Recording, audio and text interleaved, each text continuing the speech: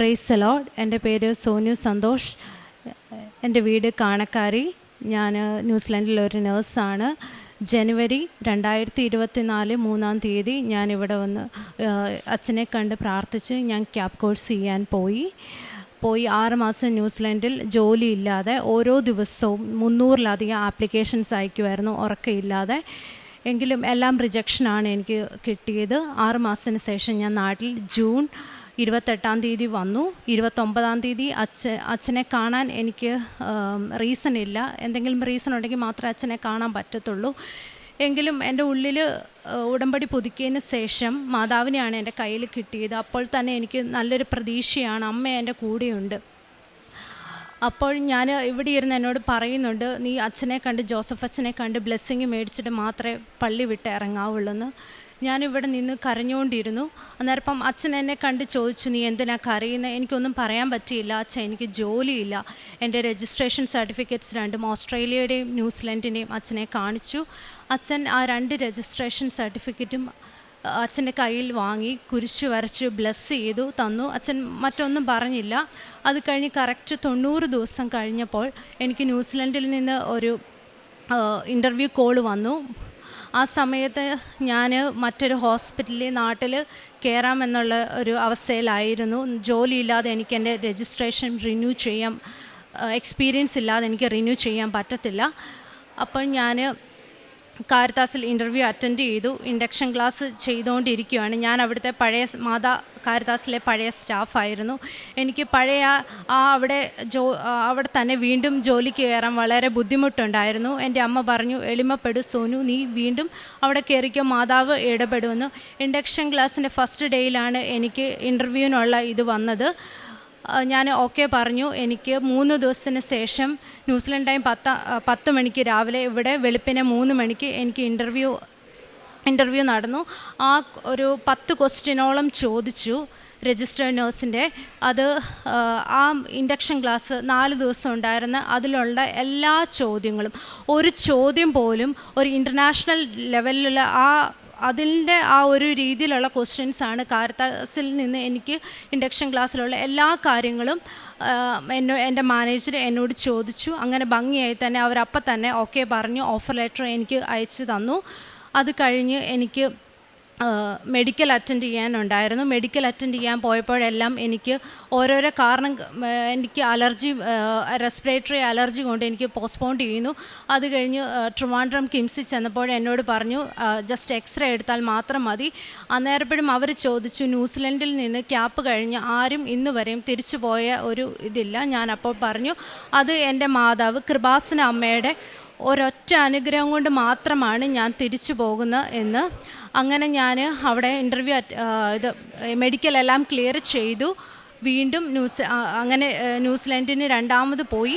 അവിടെ ഞാൻ എയർപോർട്ടിൽ ചെന്ന് ഇറങ്ങി.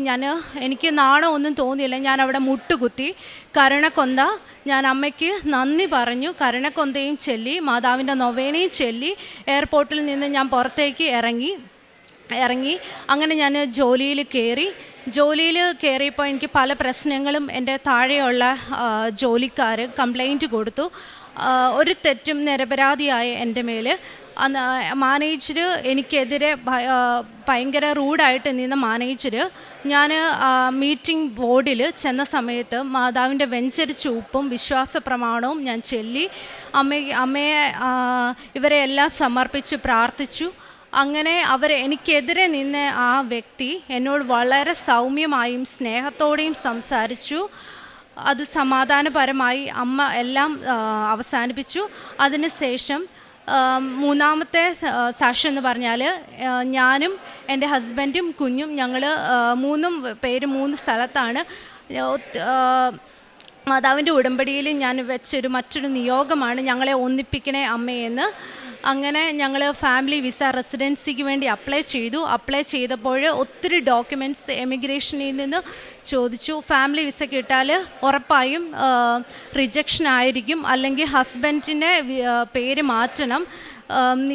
സോനുവും കുഞ്ഞും മാത്രമായിട്ട് വെക്കുക, രണ്ടാമത് ഒന്നില്ലെങ്കിൽ ടെമ്പററിയിലോ അല്ലെങ്കിൽ വർക്ക് വിസയിലോ അപ്ലൈ ചെയ്താൽ മതി എന്ന് പറഞ്ഞു.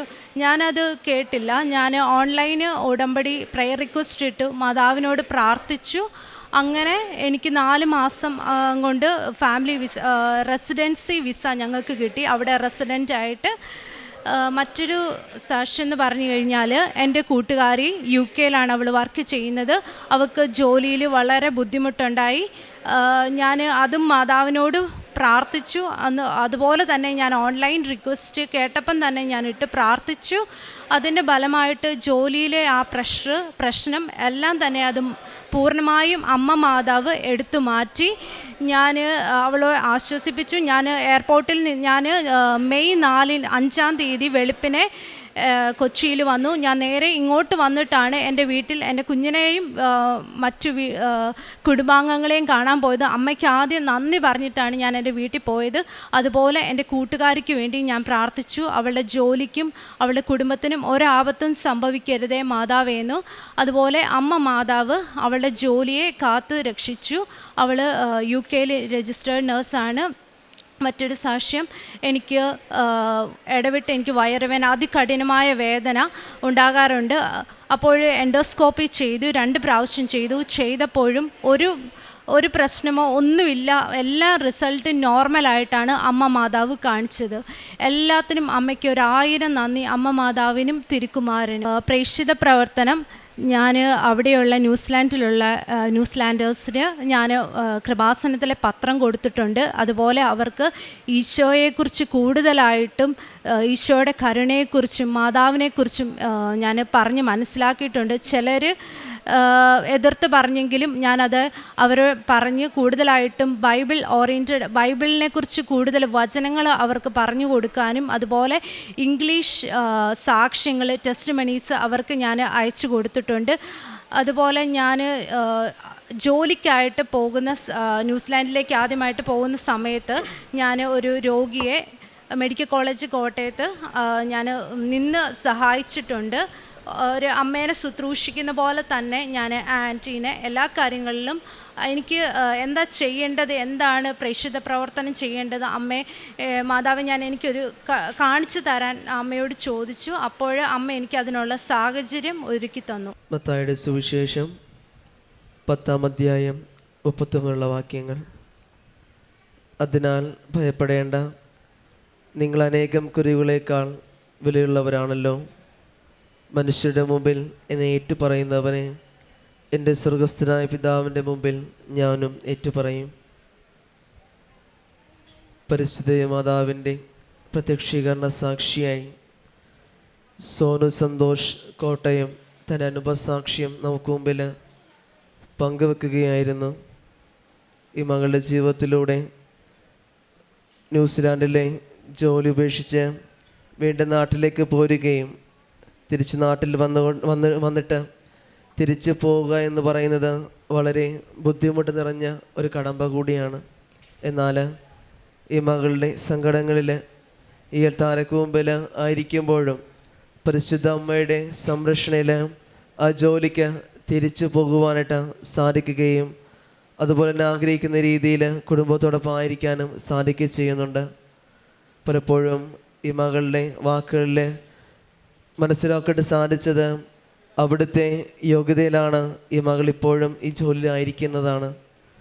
പരിശുദ്ധ അമ്മയുടെ പ്രത്യക്ഷീകരണ സാക്ഷിയായിട്ട് ഈ മകളായിരിക്കുമ്പോഴും ഈ മകളിലൂടെയും ചുറ്റുമുള്ള നിരവധിയായ മനുഷ്യരിൽ നിരവധിയായ അനുഗ്രഹങ്ങളും സാന്നിധ്യങ്ങളൊക്കെ പകർന്നു കൊടുക്കുവാനായിട്ട് സാധിക്കുകയും ചെയ്തിട്ടുണ്ട്. അതോടൊപ്പം തന്നെ നിരവധിയായ ബുദ്ധിമുട്ടുകളിലൂടെയും നിരവധിയായ 30 ലക്ഷം രൂപയാണ് ഈ മകള് ഈ ന്യൂസിലാൻഡിലേക്ക് പോകാനായിട്ട് ഒത്തിരിയേറെ മുടക്കം വരുത്തുകയൊക്കെ ചെയ്തിട്ടുള്ളത്. എന്നാൽ അതിലെല്ലാം പരിശുദ്ധ അമ്മയുടെ ഇടപെടൽ ഉണ്ടാവുകയും പരിശുദ്ധ അമ്മയുടെ സംരക്ഷണയിൽ ഉടമ്പടി ജീവിതത്തോട് ചേർത്ത് കൊണ്ടുള്ള ഈ കടന്നു പോക്കലുകളിൽ അമ്മയുടെ സംരക്ഷണയിൽ എവിടെയെല്ലാം ഇന്നെല്ലാം നഷ്ടപ്പെട്ടു പോകും അതെല്ലാം തിരിച്ചു പിടിക്കുവാനായിട്ട് ഈ മകൾക്ക് സാധിക്കുകയുണ്ടായി. നേർത്താരക്ക് മുമ്പിൽ ആയിരിക്കുമ്പോഴും ഇനി മുമ്പോട്ടുള്ള ജീവിതത്തിലും ഇനിയും പരിശുദ്ധ അമ്മയുടെ സാക്ഷികളായിട്ട് മാറ്റാനായിട്ട് അനുഗ്രഹിക്കട്ടെ എന്ന് പ്രാർത്ഥിക്കുകയും ഒപ്പം ഈ സാക്ഷ്യം കേൾക്കുന്ന നമ്മൾ ഓരോരുത്തരെയും പരിശുദ്ധ അമ്മയുടെ പ്രത്യക്ഷീകരണ സാക്ഷിയായിട്ട് മാറ്റണമേ എന്ന് നമുക്ക് പ്രാർത്ഥിക്കുകയും ചെയ്യാം. അത്യപൂർവ ദൈവാനുഭവങ്ങൾ ഇനി നിങ്ങൾക്കും സ്വന്തം. ഈ യൂട്യൂബ് ചാനൽ ഇതുവരെ സബ്സ്ക്രൈബ് ചെയ്തിട്ടില്ലെങ്കിൽ ഇപ്പോൾ തന്നെ സബ്സ്ക്രൈബ് ചെയ്യുക. ഈ വീഡിയോ ഇപ്പോൾ തന്നെ നിങ്ങളുടെ സുഹൃത്തുക്കൾക്ക് ഷെയർ ചെയ്തുകൊണ്ട് കർത്താവിൻ്റെ പ്രേക്ഷിതരാകുക.